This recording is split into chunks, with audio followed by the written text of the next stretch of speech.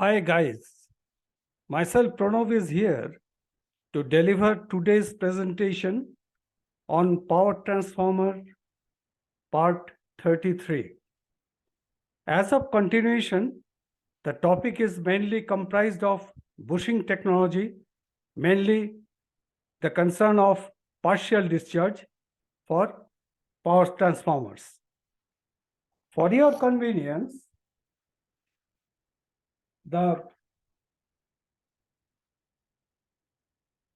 for your convenience, the link of the previous one is given under the description box.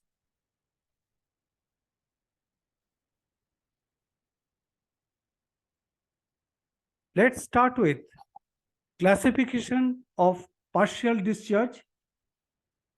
See, there are 4 types of partial discharges. One, internal partial discharge, surface partial discharge, gliding partial discharge, corona partial discharge.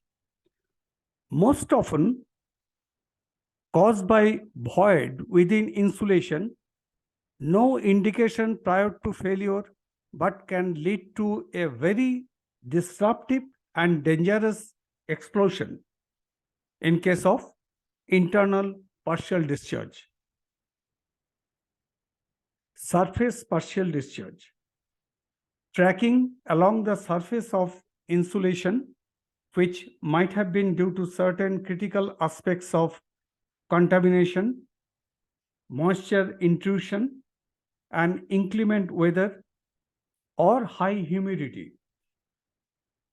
Discharges may thus to occur when tangential electric field will be high enough to cause electric breakdown on surface of the insulating material or surface of the insulation of the bushings.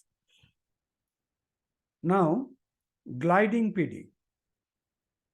Arcing due to prolonged electrical discharge as produced by electrical breakdown of a gas. Plasma is produced when current flows through air or any other normally non-conductive medium. Corona partial discharge. It may affect dielectric properties of bushing insulating materials, would have to crack oil molecules causing flammable gases and unsaturated molecular residues.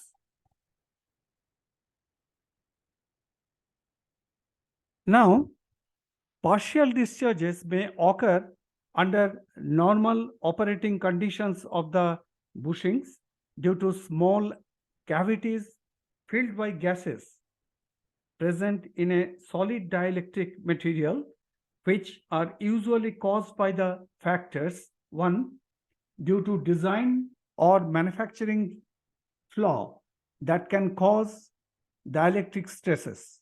Number two, failures in process engineering. Number three, inadequate transportation and installation. Number four, dielectric contamination. And number five, natural wear of insulation layers.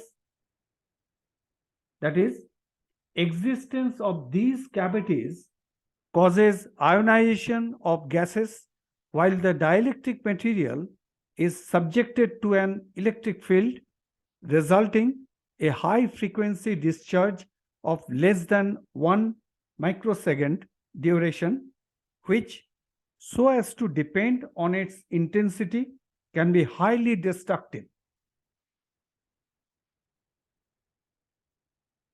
Partial discharge is directly related with the flaw in manufacturing process of the insulation system and can take place in all medium of insulations as well as composite type of insulation.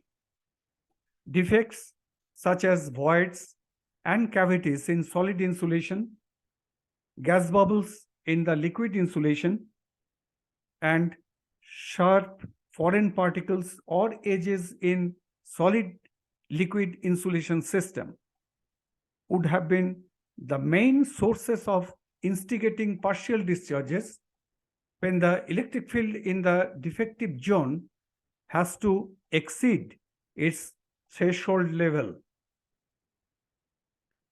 Out of 4 partial discharges, the type of corona discharge is of different form as it is visible with hissing sounds. The corona discharges are thus to crack down the oil molecule to produce flammable gases and unsaturated molecular residues, which may have to accelerate the deterioration process accordingly. Even at low discharge intensity over a short time frame, that would have resulted in complete breakdown of the oil molecule. So, it is essential that corona discharge should not be allowed to persist for a longer time phase.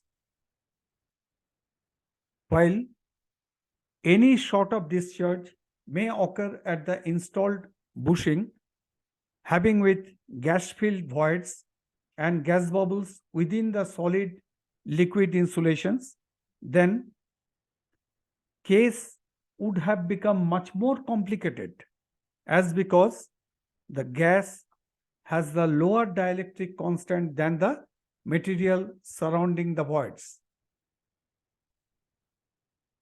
Electrical breakdown of gas would have been an obvious result if the electric field is high enough to ionize the gas. Partial discharge monitoring and therefore the signature analysis of partial discharge in bushing must be done to find out the ongoing trend and assess the partial discharge activity over periods of time. This will also help to decide for performing additional diagnostic measurements to locate insulation defects and thus to frame out a most preferred condition-based maintenance program. Based on insulating medium, the lower half of the OIP bushings, oil impregnated paper bushing, which is inserted in transformer tank coil, is shorter in length than that of the upper half exposed to outdoor air.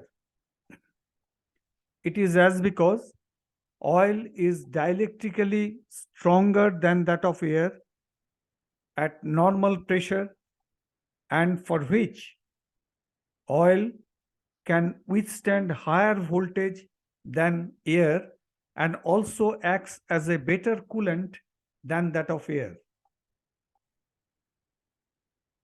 So, the upper half should have a higher creep distance as it is exposed to high pollution environments, and it also has to withstand high transient voltages during inclement weather conditions such as lightning, rain, etc.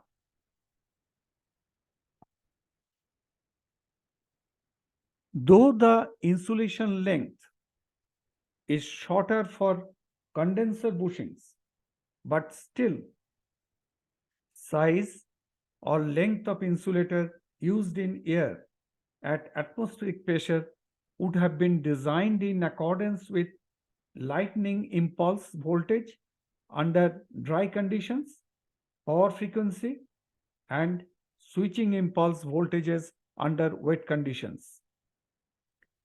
All these parameters should have to be characterized as per the standard atmospheric pressure and at 20 degrees centigrade temperature. Mounting flange of high current bushings, mainly installed at low voltage side of the power transformer, should be made of non-magnetic materials or aluminum so as to avoid magnetic losses. However, characteristics and dimension for outdoor power bushings are always be standardized as per IEEE standard C57.19.01.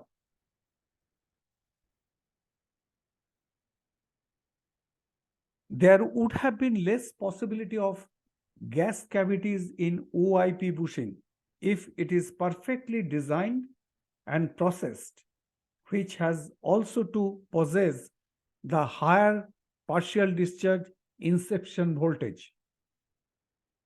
For 800 kV systems, resin impregnated paper bushing is usually recommended, rather usually preferred, as the condenser core is lastly encapsulated with epoxy resin. So, RIP bushing, resin impregnated paper bushing, is completely gas tight, void free, and dry. Such type of configuration has made the resin impregnated paper bushing of very low dielectric losses with having no partial discharges. This is the main advantage of using RIP bushing. Now, RIP bushing are thus to provide significant technical advantages such as being completely dry and pressure free, high temperature class of insulation, normally be stable and low partial discharge levels, low dielectric losses, fire resistant type, and outstanding mechanical properties.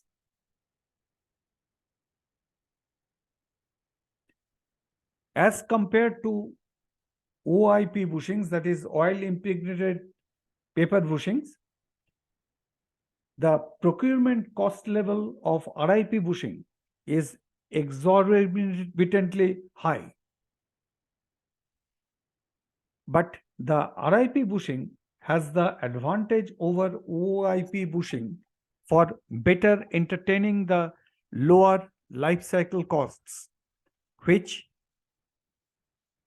reduce the maintenance and monitoring efforts over the expected lifetime.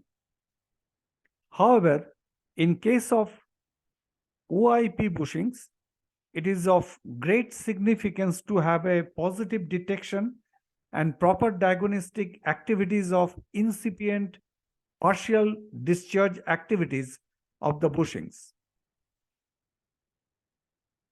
It has been exhibited that the insulation deterioration process of the oil impregnated paper bushing would have to start with partial discharge activities, which thus to initiate for treeing, that is small cracks within the bushing. The discharge channels as created by the treeing process will further to be carbonized, and for which have to enhance the partial discharge activity up to a point where the inner foils of the field grading condenser core are being short-circuited.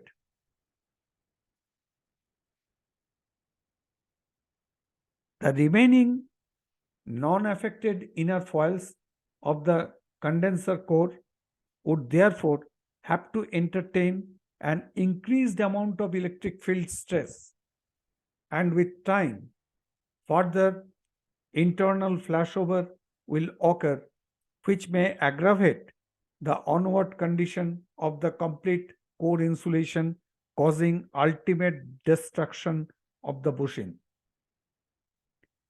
The sequence of insulation deterioration can be assessed through measurement of dielectric dissipation factor, that is tan delta, which must be carried out as corresponds to maximum permissible temperature for that specific type of bushing insulation material.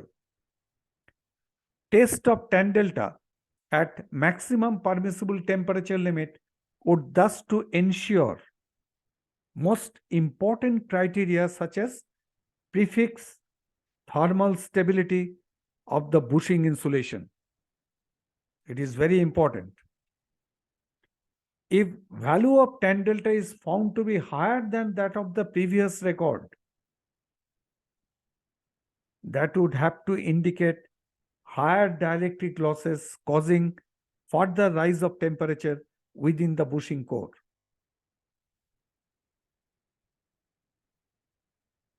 Once such degradation cycle would have been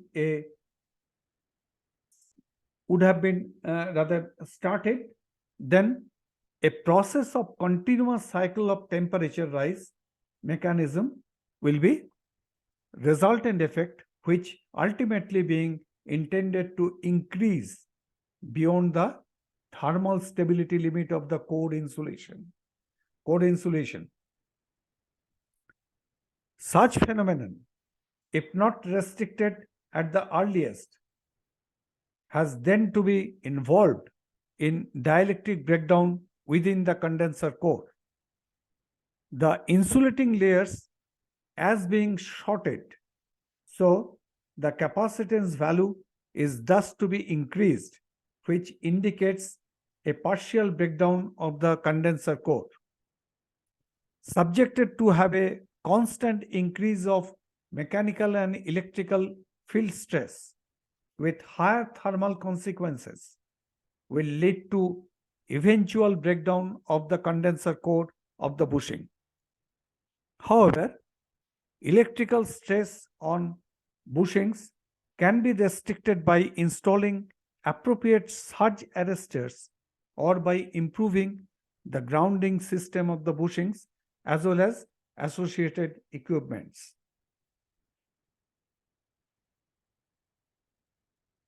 Based on the consequential effect on usages in regard to failure of bushings, has made to implement some important development in the monitoring system for the measurement of partial discharges. Partial discharge measurements are performed by using a capacitive coupling device which is implemented for bushings that has made to use as a unique combination of sensor for high frequency signals as well as acts as a protection device to ensure the operational integrity of the bushings in cases of extreme events such as lightning surges.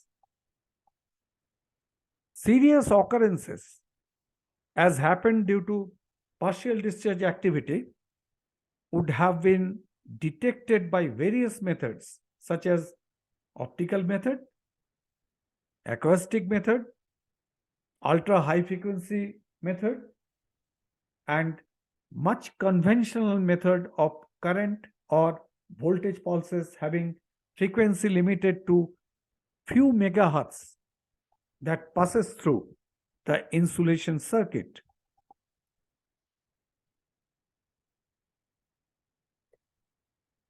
To detect optical partial discharges. As the partial discharge activity can have to generate weak light, acoustic signal, local temperature rise, etc. So, analytical measurements should also be made to detect all its physical effects such as optical, chemical, electrical, and associated occurrences on the respective organic insulation system. Optical partial discharge detection method is based on the detection of light emitted as a result of various ionization, excitation, and also of a combined effect of the two during discharge. The intensity of the emitted light and its wavelength has to depend on the insulation medium which is gaseous, liquid, or solid, as well as certain interposing factors such as temperature, pressure, etc. Light is an electromagnetic radiant energy and is a part of the electromagnetic spectrum.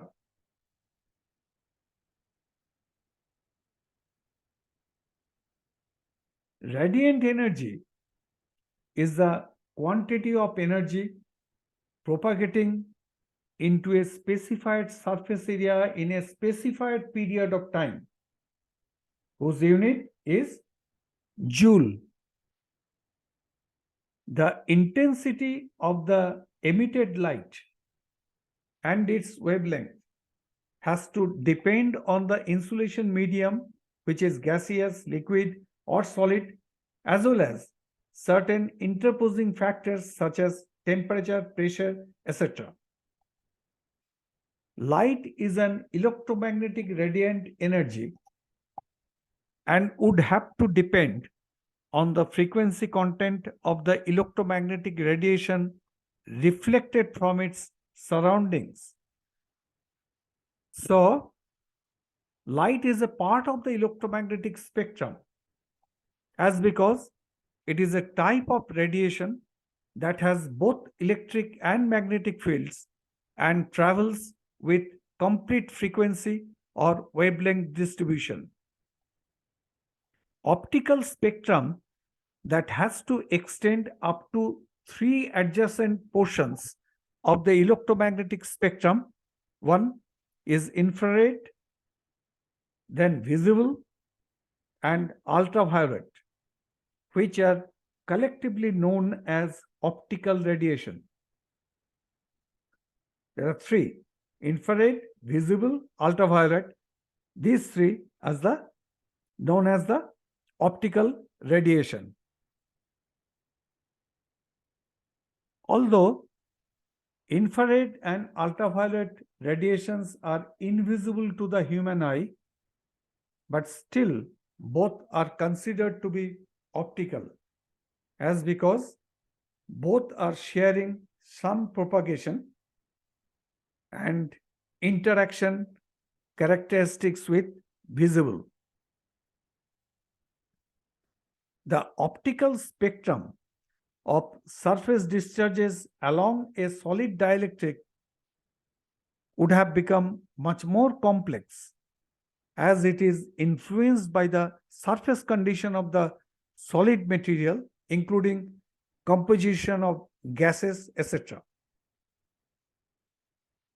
Optical sensors are to be classified as corresponds to the respective wavelength range of the optical spectrum, which is thus to be dependent on process of radiation as due to electrical discharge.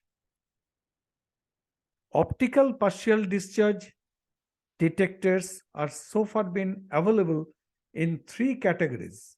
1, imaging type; quantitative non-imaging type; and optical or electrical detectors or optoelectrical detectors.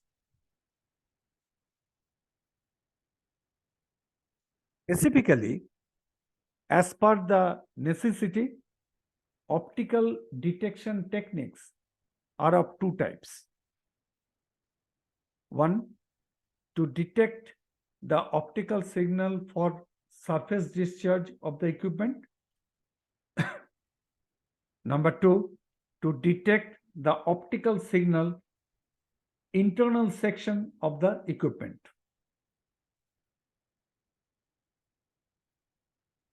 For case number A, subjective measurement of UV radiation emission and constant observation with a night vision device for detection of corona and other electrical discharges on surfaces. For case number B, as the optical spectrum is produced at the totally enclosed periphery So, an optical detection can be made possible by using optical fiber technology. Light produced by partial discharges within the enclosed periphery would have been collected by the optical fiber sensor and transmit that signal to the externally placed detection unit.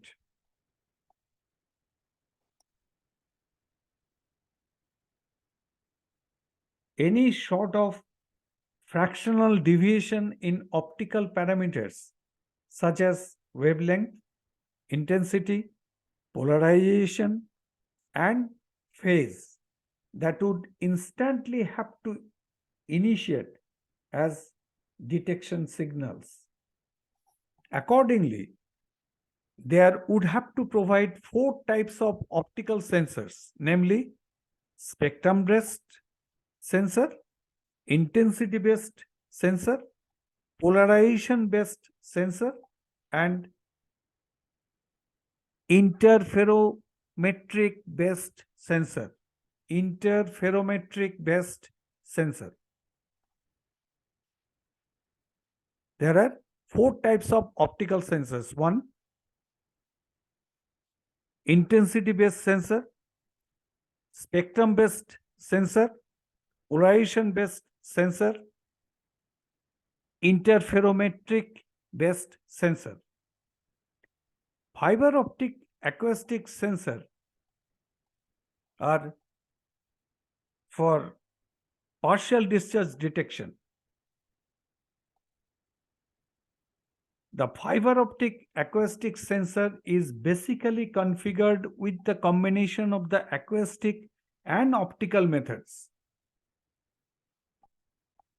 It is a modified form of optical detection when an acoustic wave in the sonic and ultrasonic range is produced during a partial discharge in gas or oil, which is to influence on an optical signal within a fiber optic cable.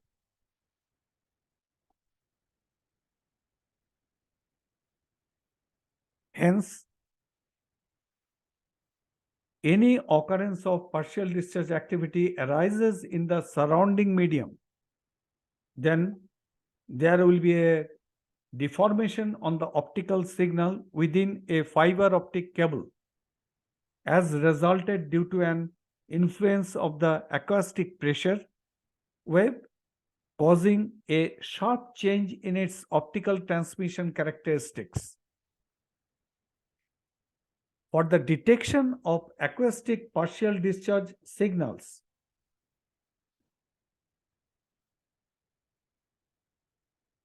produced in power transformers, a diaphragm-based interferometric fiber optic sensor of high sensitivity having wide bandwidth that uses a low coherence light source is thus to be installed for online detection of the acoustic signals propagating inside the transformer oil due to certain occurrence of partial discharges. The Fabry-Perot interferometric sensor that has been widely applied methodology to detect acoustic partial discharge signals. Fabry-Perot interferometric sensor acts as the phenomenon of optical path with multiple beam interference that arises when light shines through a cavity bounded by two reflective parallel surfaces. Once the light has started to encounter one of the surfaces, then a single beam would have to break into multiple beams, and out of which a portion of light is thus to be transmitted out, whereas The remaining part is reflected back. Fabry-Perot interferometric sensor that based on a common optical path structure is found to be less sensitive to environmental disturbances than other type of fiber optic acoustic sensor based on a non-common optical path structure such as Michelson interferometer. The sensor has configured with a fused silica diaphragm and being a single mode optical fiber encapsulated in a fused silica glass tube to form an extrinsic Fabry-Perot interferometer, which is interrogated by low coherence of light.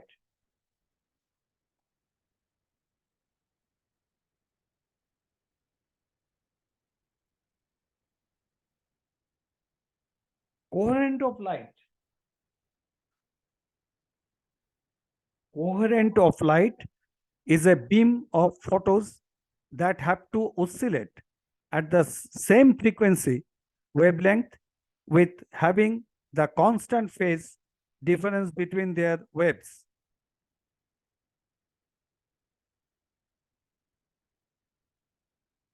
Again, I repeat, coherent light is a beam of photons that have to oscillate at the same frequency wavelength with having the constant phase difference between their waves. Low coherence Fabry-Perot interferometric sensor, which follows a non-contact optical sensing technology, is of much more acceptable as because of the application has the characteristics of strong anti-electromagnetic interference ability, and the signal can be transmitted and received without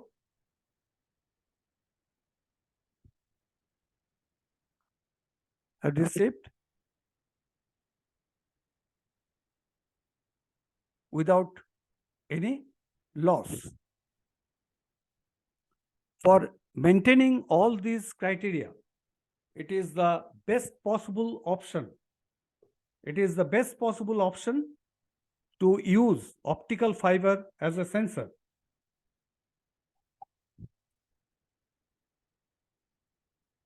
For maintaining all these criteria, it is the best possible option to use optical fiber as a sensor.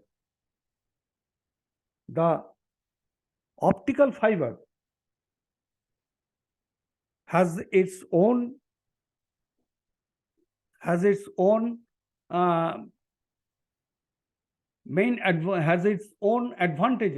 such as safety from electrical spark, resistance to chemical corrosion, response capability to a wide range of measurements, ability to withstand high temperature,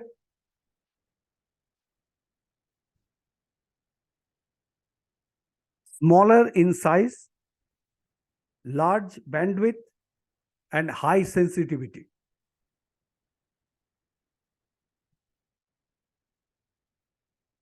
Let's stop here.